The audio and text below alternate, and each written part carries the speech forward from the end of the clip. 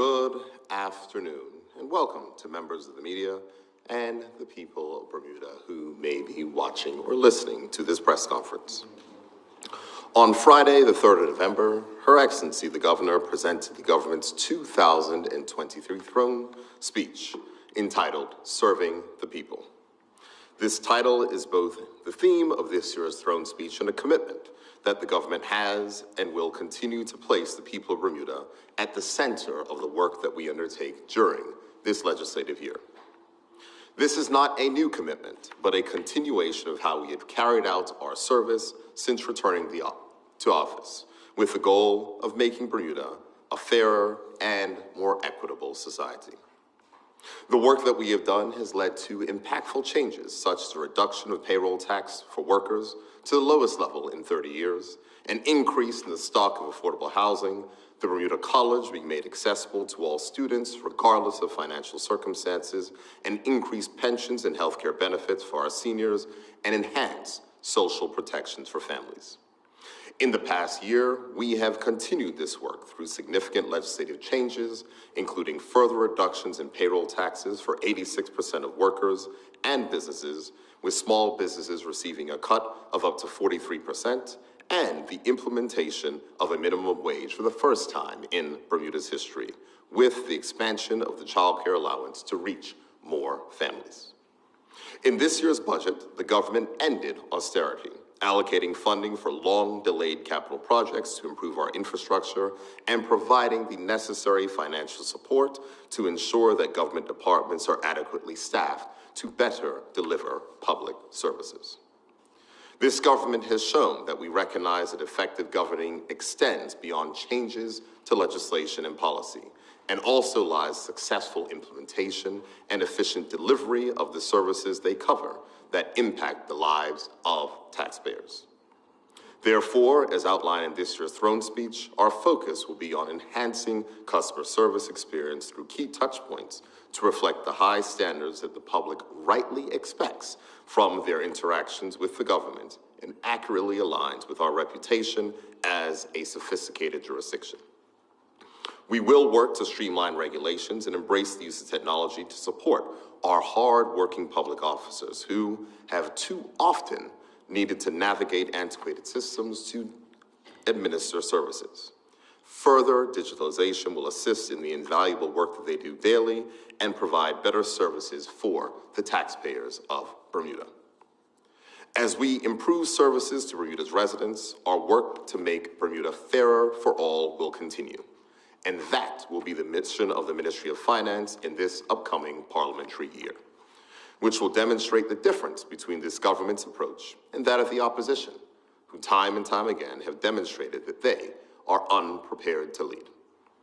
This government will make clear that the financial inclusivity is paramount and that Bermudians deserve to have access to basic banking services, and no Bermudian should be victim to the experience of being unbanked. Imagine being a Bermudian unable to have a bank account or a credit or debit card. How would you travel? Book a flight, a car, a hotel. What about access to online services that we use right here in Bermuda, which require a credit card or a debit card?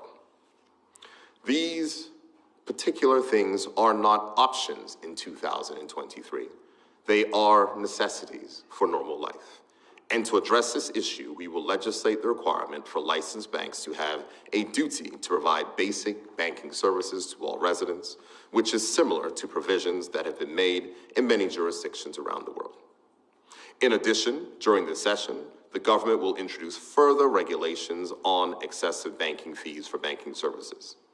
These regulations will provide additional protections for Bermudians alongside the regulations for over-the-limit fees, which were passed into legislation last year and which will come into effect before the end of this year. Fairer banking and more robust regulation on fees will support our continued economic growth and open more opportunities for Bermudian workers, families, and businesses by ensuring their hard-earned money is not lost to disproportionate fees. It will also complement ongoing initiatives such as the Mortgage Guarantee Program, which has already approved 49 applicants, moving them closer to the dream of home ownership and supporting their aspirations through tangible support from the government of Bermuda. During this legislative year, and following extensive consultation with the public and industry stakeholders, the government will also introduce the corporate income tax bill, in line with our commitment to adhere to the Global Minimum Tax Agreement. The passage of this principal act will lay the groundwork for the introduction of qualified refundable tax credits. And these tax credits will promote investment from international companies that will fall within the scope of the new tax regime for vital projects that will enhance Bermuda's economy and Bermuda's infrastructure. As we uphold Bermuda's commitment to transparency and financial cooperation, we will put the necessary mechanisms in place to allow these historic changes to our tax system to benefit our island and our residents. Any additional revenues that arise with this new tax structure will be thoughtfully counterbalanced with the aim of reducing other existing taxes and customs duties. The Tax Reform Commission will review our current tax system and will provide recommendations to reduce the cost of living and the cost of doing business in Bermuda.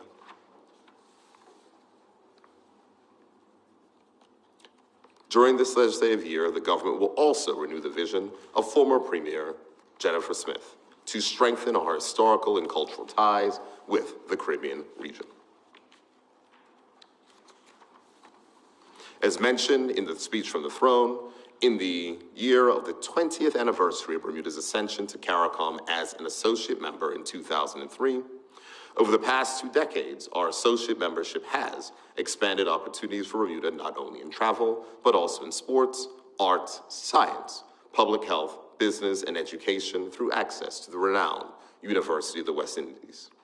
The government will conduct a broad consultation of the benefits of full CARICOM membership, and this is in line with other Caribbean overseas territories who have signaled their intention to join Montserrat as full members of CARICOM.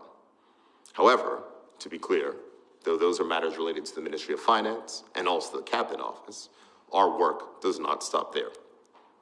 Over the coming weeks, the public will hear from ministers on initiatives in their respective ministries outlined in this year's throne speech, such as the opening of new parish primary schools and the latest signature program for education services, hospitality, and tourism earmarked for Sands Middle School. We are committed to providing our public school students with an education system that prepares them for success and the jobs of tomorrow, and we will continue to deliver the schools and the programs to do this. You will also hear more about the foundational training we'll provide for students to enter the uniformed services through the Uniformed Services Cadet Program. You will hear how this government is empowering our young people in care by expanding the independent living program to those age 17 as they prepare to take on the responsibility of independent living, and how we will utilize existing government buildings to support our local artists and creatives. You will hear more about establishing the core healthcare services for the universal healthcare package that will be available to all residents as we continue to make quality healthcare accessible and affordable. You will hear how the government will lead by example as an employer to combat social inequalities and reform our recruitment process to support those with disabilities who can work with modifications to either their home or the office environment. Altogether, what the people of Bermuda will hear is that the government's commitment to continuing delivering on the promises it has made and our commitment to the effective and efficient public services that they deserve. Serving the people is at the heart of all that we do and will be the central theme that guides us through this legislative year and will reaffirm our overall goal of governance to rebuild Bermuda with Bermudians at heart. Thank you, and at this time, I will take questions. Right, we're going to start with Mr. Lindsay, TNN, Trevor.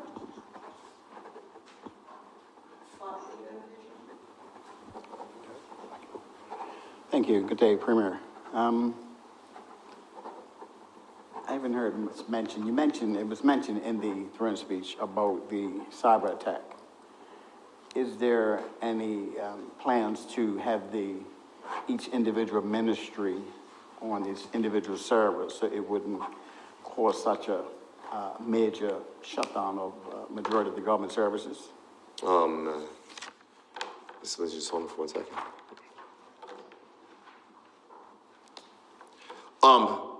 So the question is, on the specific revisions to what may come in the future and the revised network that is being planned, those aren't things that will, I guess, technically be disclosed to the public, certainly.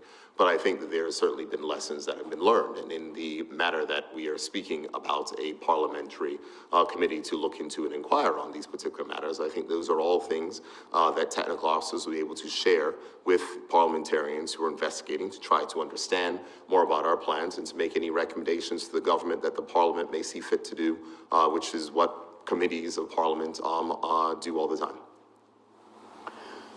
About the adoption of overseas, the process of adoption from overseas. What brought about this mention? Sorry? What brought about this mention for you to open that door for? Has there been many inquiries, or has there been many applications or challenges for individuals here in Bermuda, Bermudans to adopt children from overseas? So, no, I can't speak specifically to that, as those matters will follow the Minister of Social Development and Seniors, who will certainly be giving a press conference in the upcoming weeks. What I'll say is that press throne speeches represent the legislative agenda for the government for a particular year. They are put together with consultation with various ministers and also widely with the Progressive Labour Party caucus, identifying various policies and proposals which we believe are things that need to be advanced. Those are things which may come from our interactions with citizens while we canvass, or interactions that we may find processes that need to be streamlined and upgraded. So the Minister of Social Development and Seniors can speak to that more broadly. My view is to state that we are committed to serving the people, and from this is something that has come to us, and a change and modification that we will advance in the best interest of children. But the Minister of Social Development and Seniors at our press conference can happily delve into that particular issue. CARICOM, looking to introduce ourselves to be a member of the CARICOM region. What's taking so long? 20 years is quite a long time. Well, I mean, that's a fair comment. It's not been something that has been on the front burner, but at the 20th anniversary of our ascension and the 50th anniversary of CARICOM, which I attended this year, there were a number of other Caribbean overseas territories, the United Kingdom, who had expressed their desire to go ahead and to advance for full membership. We think that there are certainly benefits that can come from that full membership of CARICOM, more deeper relationship and sharing experiences. And so that is something that we'll undertake in this consultative process. As other Caribbean overseas territories are looking to advance from associate members to full members along with Montserrat, it is something that the government will consider. I can't say that it was something that was particularly on the front burner, but I can say it was something that was discussed at the recent CARICOM Heads of Government Conference, and it's something that the government should consider to review to see whether or not it makes sense, and if it does, to advance that. I think that there are broad benefits in being a full member of CARICOM. I think that it is a signal of our deeper integration into the region, and though geographically we're distant, just as other countries in the South, such as Suriname and Guyana, are also geographically not really in the particular Caribbean basin themselves, I think that it could be helpful for us as we continue to advance and develop our institutions. Thank you very much. Mr. Lindsay, Mr. Deacon from the Royal Gazette, do you have some questions for? I certainly do, yes, thank you. Good afternoon, Premier, how are you? Not too bad, Jeremy. Good, glad to hear. Trevor touched on a couple of areas that I wanted to explore as well. We'll go with the last one first for me, CARICOM. Why do you want full membership? I don't know if it's a question of why do I want full membership.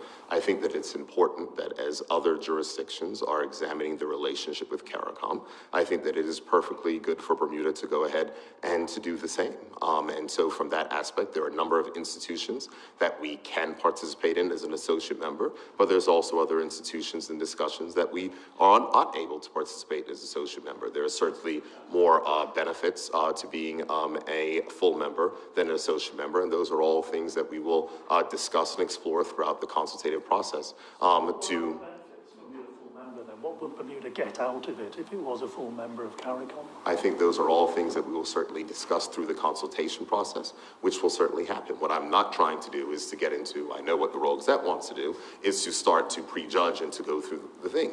We engage in broad consultative processes. That is what we will do, and I'm certain there'll be plenty of opportunity for those questions and different things to be explored. But on the broad nature of it, at our 20-year anniversary and the 50th anniversary of CARICOM, with other overseas territories looking to make sure they can play a larger part within CARICOM, I think that it is appropriate for us to do so and to examine our relationship and to see whether it should change. I certainly don't want to, I'm certainly not prejudging anything. I'm just trying to get an idea of the benefits for Bermuda and Bermudians from membership of CARICOM. Obviously, you'll be aware of what benefits other countries have. Could you give us a clue as to what those benefits might be? You mentioned that other countries have benefits from it. Just one or two examples that we might see.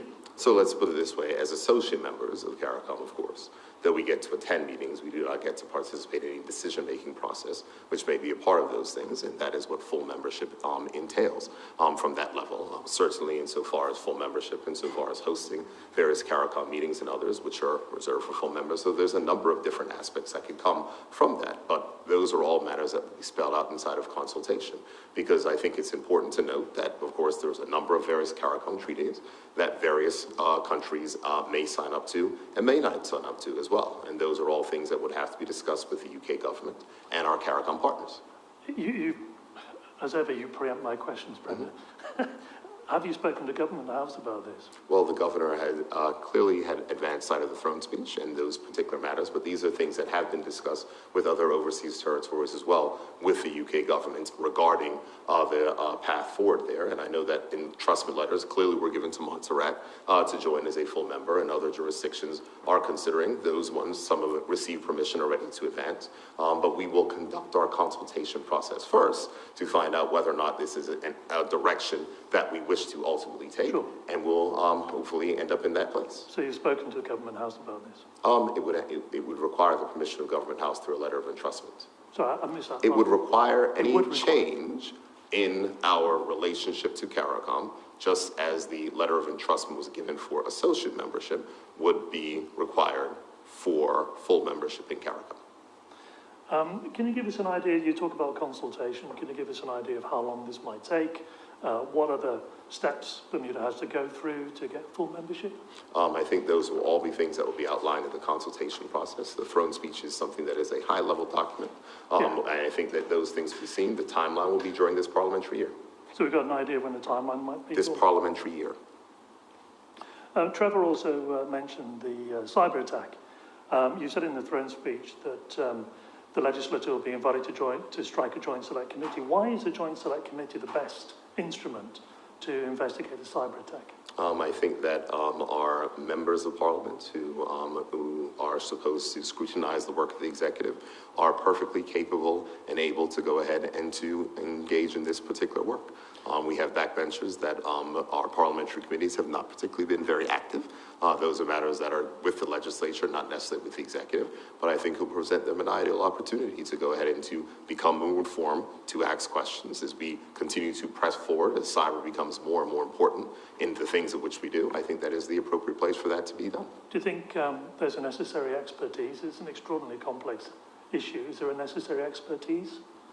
Expertise for what? To examine what the government did and to take to ask the right testimony and to questions. make I mean, recommendations? It's a very technical thing. I think there is plenty of expertise because people can always call persons to ask to speak about this, to review matters which may have been done, and to go ahead and make recommendations towards the parliament if there's any particular changes. So they'll be able to call people, as it were, to testify.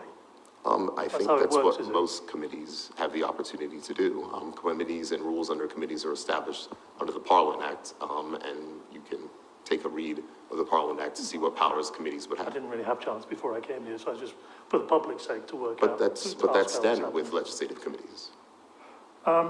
The OBA, in its press conference on Friday, said that it will become a political football because it'll be dominated by PLP MPs and senators. What's your take on that? My take is that the Parliament is the appropriate space for legislators to understand the issues and to make recommendations to the executive, because that is the way that governments function. And in a parliamentary democracy, that is the space. There have been many inquiries that have been done in many particular parliaments around the world on many different things, and I do not feel the reason why the Bermuda's legislature should be any different. Will it be open to press and public? That would be up for the decision of the parliament. Remember, I'm the executive. Of the chair. We can only put forward the items. Those are matters that when the resolution comes forward with the speaker, et cetera. Do you think And it so should there are specific provisions inside of the Parliament Act for when things are done in public or when things are done in secret. Given that it was such a huge issue, do you think personally that it should be open to press and public? I think that there may be times where it should be open to press and public, sometimes it may be in camera. Those are the things that the Public Accounts Committee engages in as well. So I'm not going to prejudge what may or may not happen in the legislative process because it is not for me to dictate. What I believe is that the most appropriate place for this to happen is via the legislature, and those are the matters of which we will put forward. In the throne speech in 2021, the government said it would introduce a Cybersecurity Act, which, amongst other things, would look at government data. In the throne speech of 2023, you're talking about the cybersecurity bill and amending it. Why are we waiting so long for this cybersecurity legislation to come into being? Well, as you would note, legislation is not necessarily always simple. Legislation is complex. You will also note that the government passes a significant amount of legislation every year.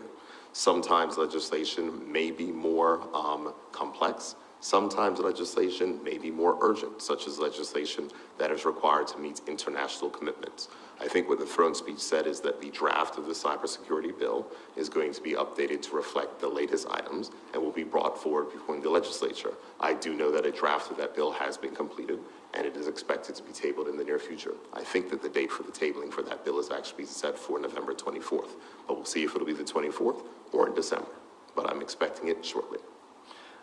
In the throne speech this year, it talked about the strengthening that was required. What strengthening is required as regards cybersecurity? To the bill itself? Yeah, the throne speech said... I remember the point. I'm talking about the bill. But you talked about the strengthening... I can answer your question if you let me. So in that particular passage, it was speaking about the strengthening which may be required for the draft bill in the wake of what we've just experienced. And I think that the Minister of National Security, who does have the specific responsibility for cybersecurity, was able to address that question directly inside of his throne speech. As a reminder, for all persons who may know, the throne speech is made up of legislative submissions from various ministers who can speak very broadly in detail to the individual matters of which their department or ministries have placed into the throne speech. So we have to wait to ask the minister? On that particular question, that is a specific question. I've answered quite a few questions around that because I could speak on broad measures, but on that one specifically. I've got a lot more, Nia. I've got a lot. Can I just finish on cybersecurity because I've got other issues as well? There's a lot in the throne speech to discuss. But then we also have other members of the media. We can come back to you. Absolutely. Just to finish on cybersecurity, please.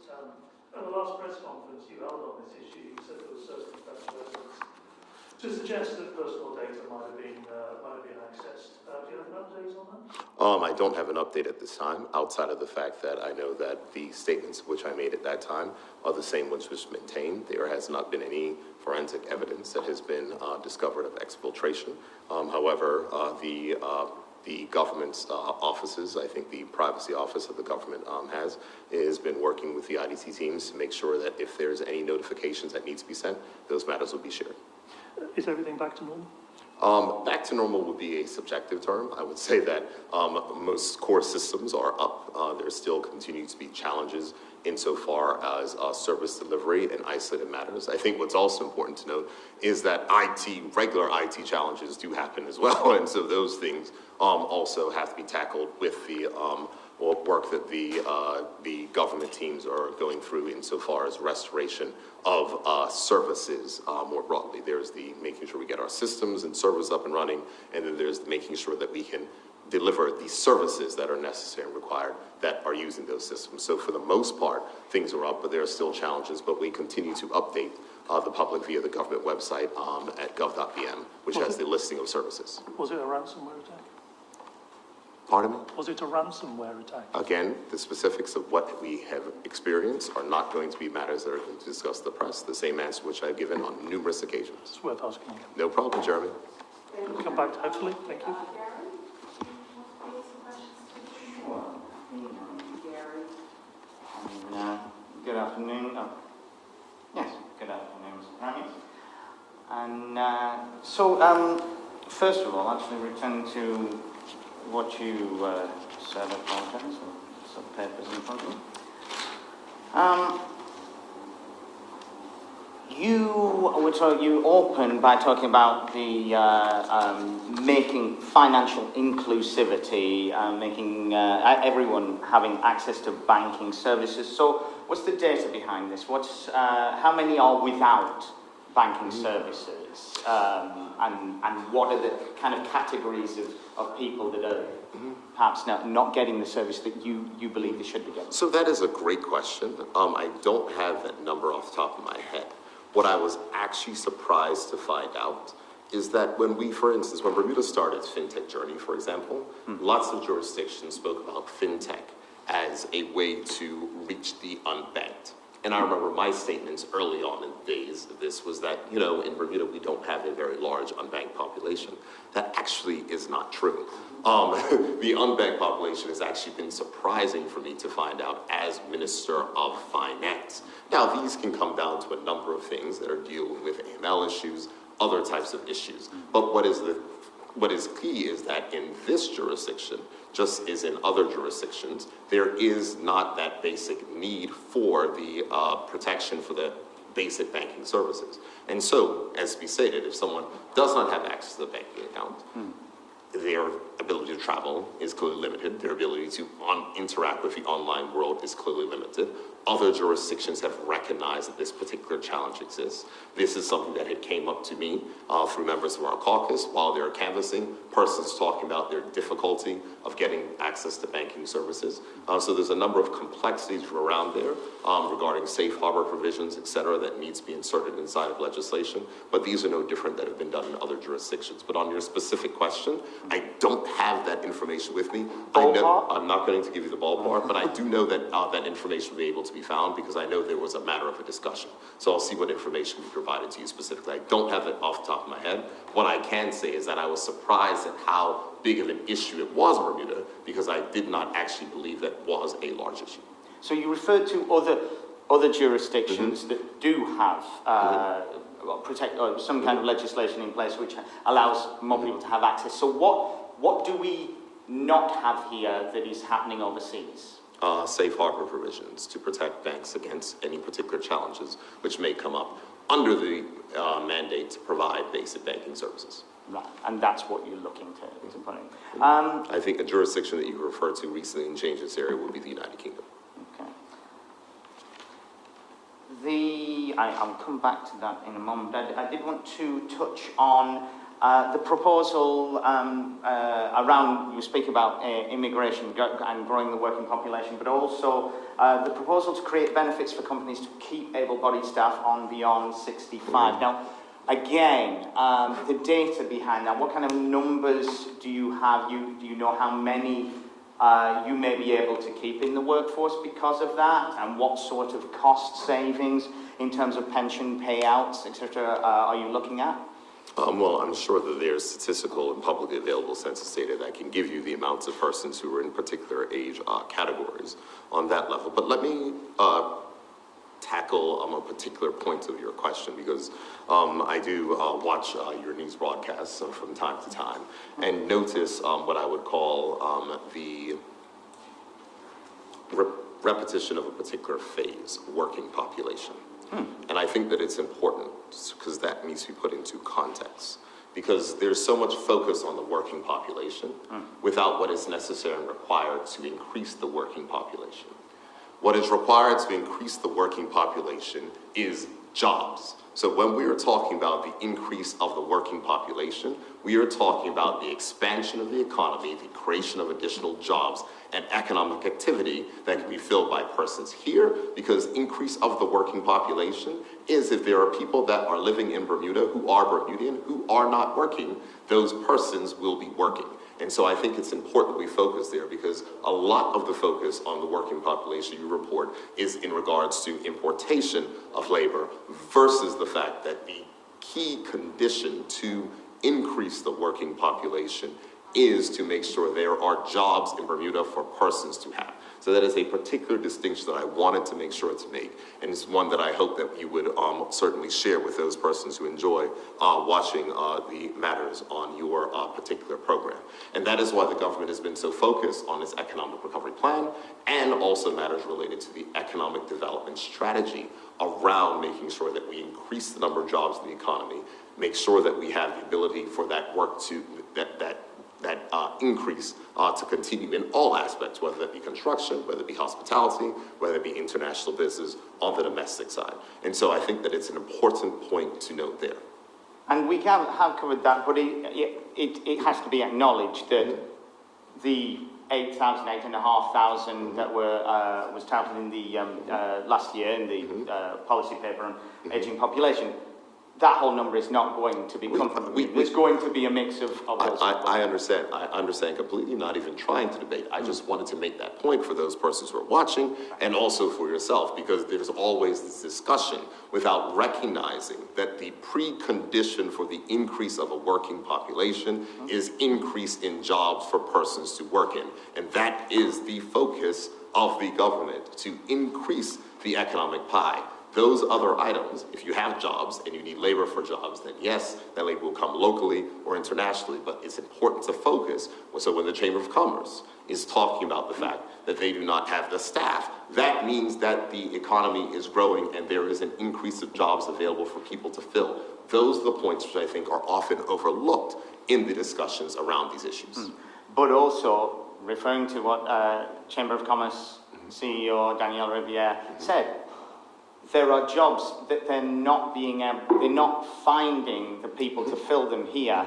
And going to your, you made reference to the economic development strategy, and obviously, and that's what was in the throne speeches. We're going to enact some of these things to help increase the population. There will be impact on immigration. I wondered, obviously, this is Minister Jason Hayward's territory, but Absolutely. I'm sure the conversations have been had. We've got several action items on here. Can you tell us what I will not do is preclude the Minister of Economy and Labor's press conference, because he will be having his own individual press conference to be able to speak on this. But what I can say more broadly on matters related to issues surrounding immigration, as you had stated, one of the things which we highlighted in our theme of making sure that we continue to serve the people and serve the people better is around the streamlining, not only of those processes, but also, key point, because I know a number of them are on that particular page there, exactly, but also a key point of making sure that we provide better services to the public. And this is not a slight on public officers, because public officers have had to deal with many, many years of austerity. Most government departments are under strength, and the difficulty and also with increasing external requirements, for instance, on passport matters, where the UK continues to add additional requirements for processing, additional requirements for vetting, etc.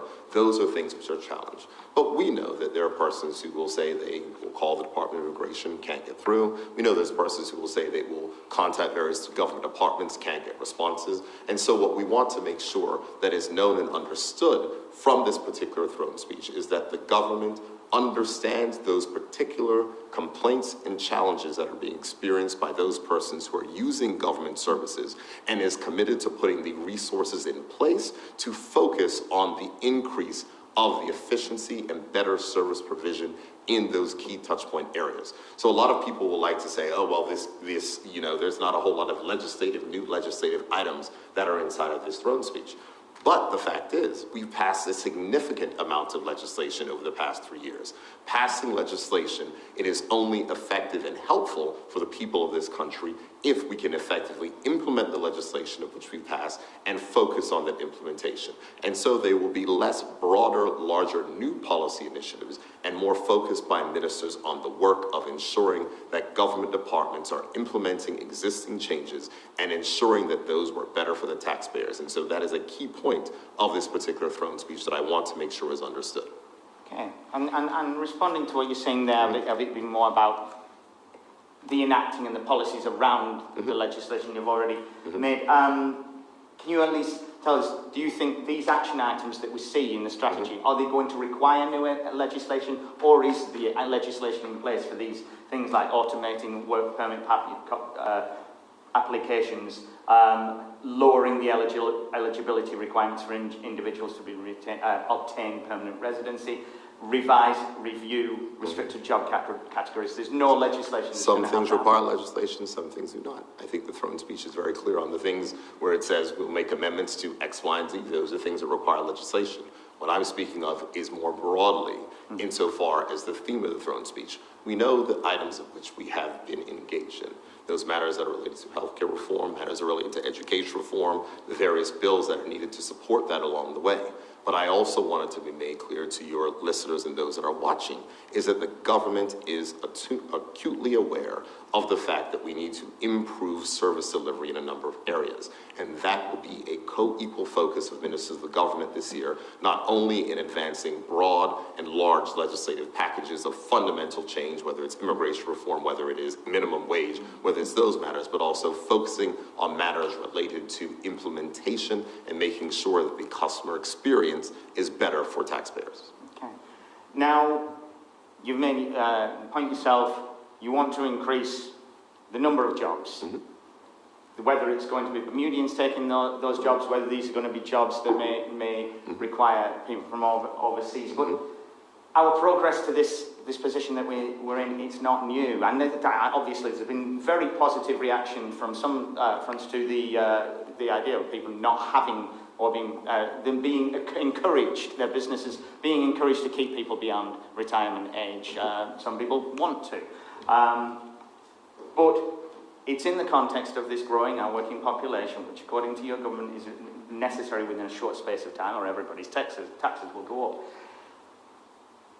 None of this is new. Our ageing population, our shrinking population, the reduction of jobs, none of this is new. Is the fact that you're having to make throne speech promises about encouraging people not to retire an indictment of your party's management of the economy for the majority of the last 30 years? Well, what I would say is that that would be a false answer and a false question entirely.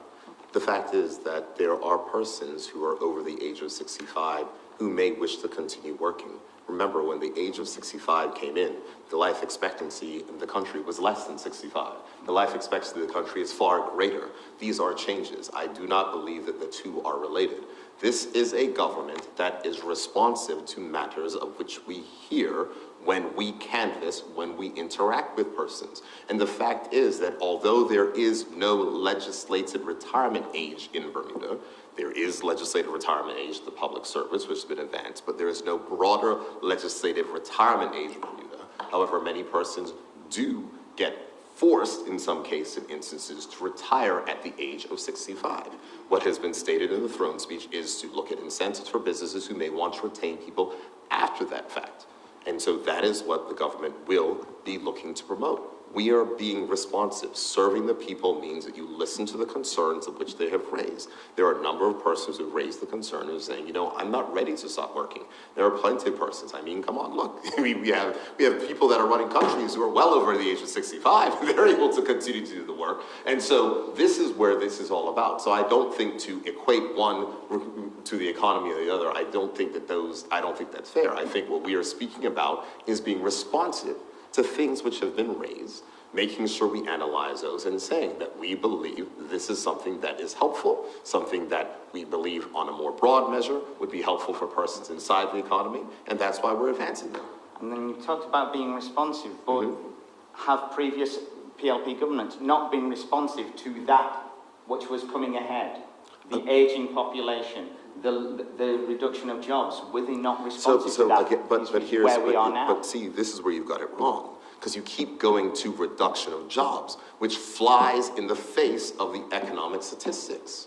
It flies in the face. We had an increase of jobs prior to the pandemic. Jobs fell in the pandemic just like they did everywhere else. Jobs are recovering, and they are growing. So for you to say the reduction of jobs, that would not be correct. And so that's why I'm saying that we have to match the rhetoric and the questions with the facts. And the facts are that the number of jobs in our economy is expanding and is continuing to expand. And that is due to the work of the government executing an economic recovery plan and now advancing an economic development strategy to continue to create the conditions for there to be additional private sector job creation in Bermuda.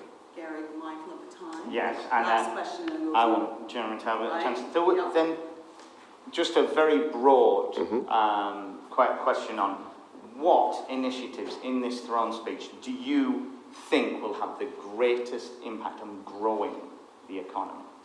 On growing the economy, I think that streamlining of planning would be helpful. I think that streamlining of matters that are related to additional immigration matters would be helpful. I think that the making easier for persons to access matters related to the Tourism Investment Act, I think will be helpful insofar as matters related to economic growth.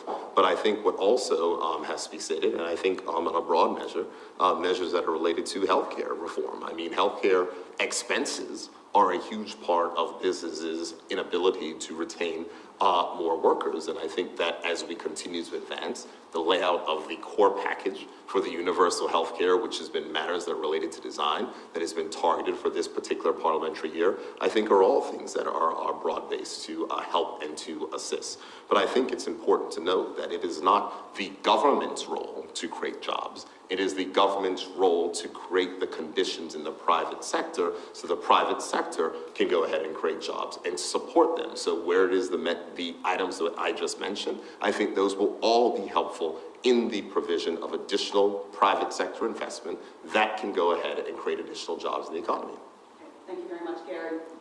Trevor, one last question, and Jeremy will shift to you. Premier, One last question, we're mindful of the time. Premier, I'm not too sure if anything was mentioned in the throne speech about tackling the economy. That's a little bit much. I won't lean on that anymore. Tackling the economy, the cost of living here in Bermuda. I'm not sure if there's anything mentioned. How are you going to tackle that issue, the cost of living, and you talked about seniors just now. A lot of seniors can't afford to retire because of the cost of living. So thank you for that, because cost of living has been one of the, I would say, the biggest political issue in Bermuda for 25 years. Let's be clear on that one. That is something that has not receded, and as long as I've been in politics, that has always been one of the #1 concerns of residents. I don't believe it's correct to say the throne speech was silent on that, because #1, we spoke about the things of which we have done in order to shield Bermudians from the impact of 40-year high global inflation, whether that's capping of fuel price, whether that's elimination of duty on staple goods, whether it's the work of which we've done to boost assistance for those persons who may be in those particular spaces like financial assistance, childcare, et cetera, in aiming to help to assist. What the throne speech did speak about, that the Cost of Living Commission will be identifying additional items to add to that staple goods list, so those matters can be subjected to duty relief as well and duty elimination, which should help to eliminate pricing pressures there. The work that is being done by the minister responsible for energy in regards to the changes of the Electricity Act, the Electronic Communications Act, matters that are related to services that are consumed and making sure that price decisions there represent the interest of the consumer. So I don't believe it's accurate to say that there is not any mention. But the real fact is, as has been stated on numerous occasions, that we will not make a significant dent in Bermuda's structure of cost of living without significant tax reform. And what has been mentioned inside the throne speech is the fact that the Tax Reform Commission, which will be announced, all members will be announced in the House of Assembly on November 10th, whose work is to make sure that they go through the review of the implementation of the global minimum tax and to make suggestions to the revision, the reduction, or elimination of existing taxes and customs duties. And if you look at how cost pressures are in Bermuda, Those come from employer payroll tax, which used to be called employment tax or hospital levy or whatever you want to call it in Bermuda, or customs duty, which of course make everything that comes in more expensive, and that of course makes more things that come after those particular things more expensive. Do I want to read a crystal ball into the future of what that may look like? I can't, because we have a tax reform commission who is going to be given a mandate to make the examinations around this. But the goal of which they're going to be given is to keep Bermuda competitive. And the way to keep Bermuda competitive economically, the way to keep Bermuda competitive residentially for persons who want to remain in Bermuda, persons who want to come back to Bermuda, is to fix this particular challenge of cost of living. And that can only happen through significant changes to tax reform. In Bermuda, just about every single tax that we have is inflationary. So if you tax employers who are providing services, that means that they have to charge you more for those services in order to deliver those services. If you tax everything that comes into the country, that means that everything that the person who's providing that service or the person who is selling that particular good for you, it makes it more expensive. That's the type of focus of which needs to happen. And I'm pleased that we have an amazing tax reform commission that will be examining that particular work and revert back to the government on those recommendations, which will not factor into this next year's budget, but will factor into the budget for the following year. Thank you, Trevor. Jeremy, last one to you. Yeah. Last one. Michael, Where do I start?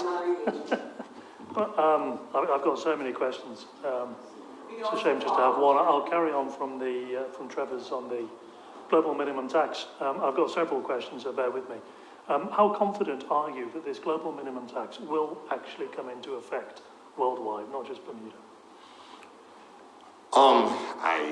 I mean, I can only go from the statements that have been made in international fora that they're expecting that the global minimum tax will be effective from the 1st of January 2025. I cannot go from any other way statements from that. I mean, that's the conversation discussions. Those are all the soundings of which we've heard, and we have not been in the Ministry of Finance been made to indicate anything different at this time. So that's the perspective where we are pushing ahead with, and there's been amazing consultation that has happened with the international business community.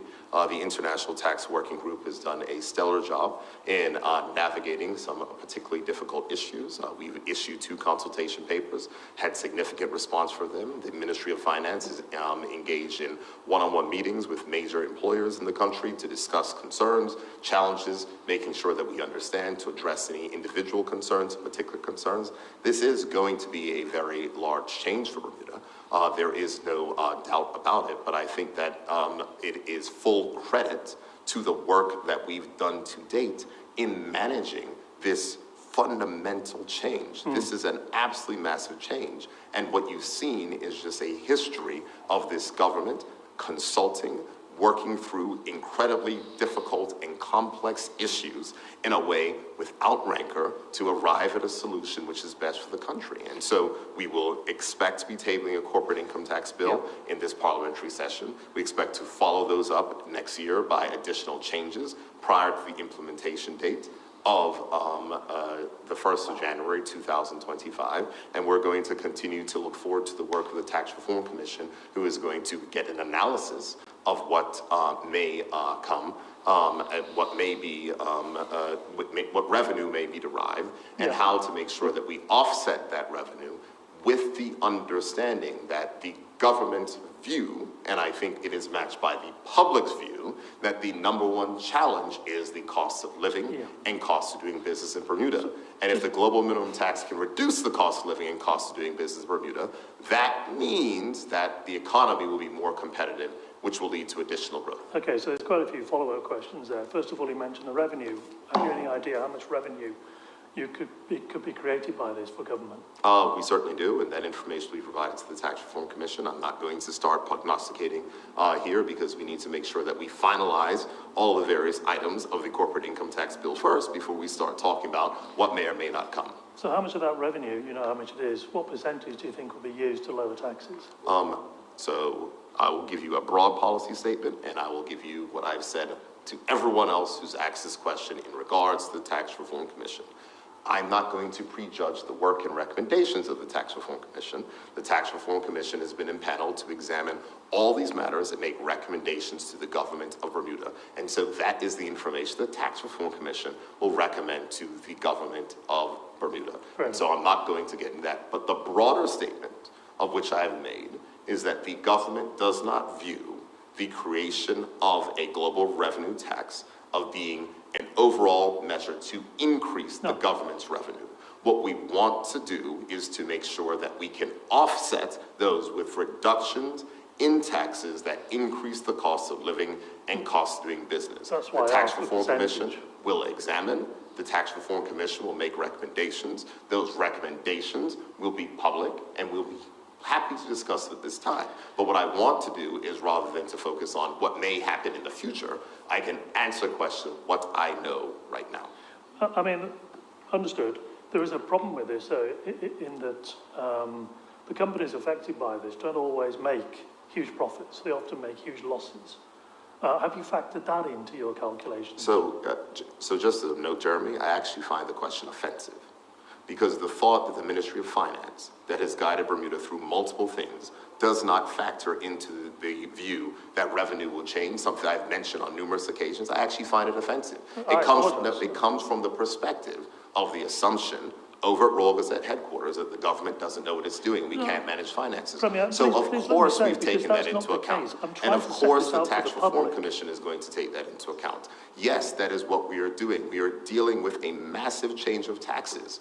And in that massive change of taxes of which we are dealing with, all of those factors have been taken into account. So when there are people from the One Bermuda Alliance who sit on the Tax Reform Commission putting out nonsense statements about, is the government taking this into account, is the government taking this into account, is the government taking this into account, and the Royal Gazette then parrots the exact same things which they're saying, I actually find it offensive. Because of course we've taken into account. This is the work. There is a body of professionals. There is international tax professionals from some of the biggest companies on the planet who are working with the government on this. And all of those measures have absolutely been taken into account, and we expect that the Tax Reform Commission will take them into account. Can I go to your question, please? Jeremy, you've exhausted your questions.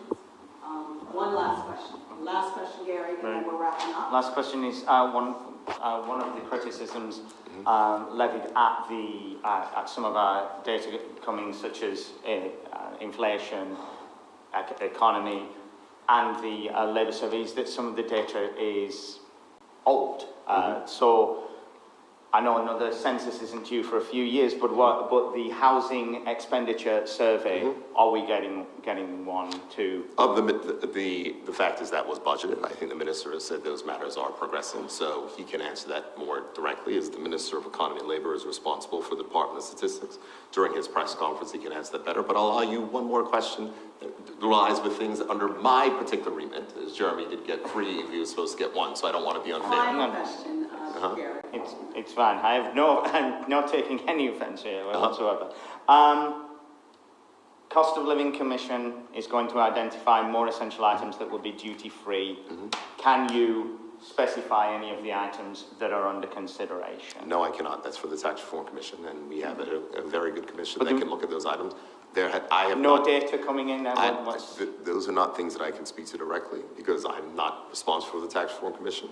As I've said, throne speeches are put together by submissions from various ministers, also by feedback from our parliamentary colleagues, to make sure that we come up with a cohesive body of work for a full parliamentary session that deals with all matters of the Ministry of Government. On that specific question, I'm unable to provide an answer, as that is not an area inside of my specific responsibility. What I can state is that that is what the Tax Reform Commission, not the Tax Reform, the Cost of Living Commission will be charged with this year.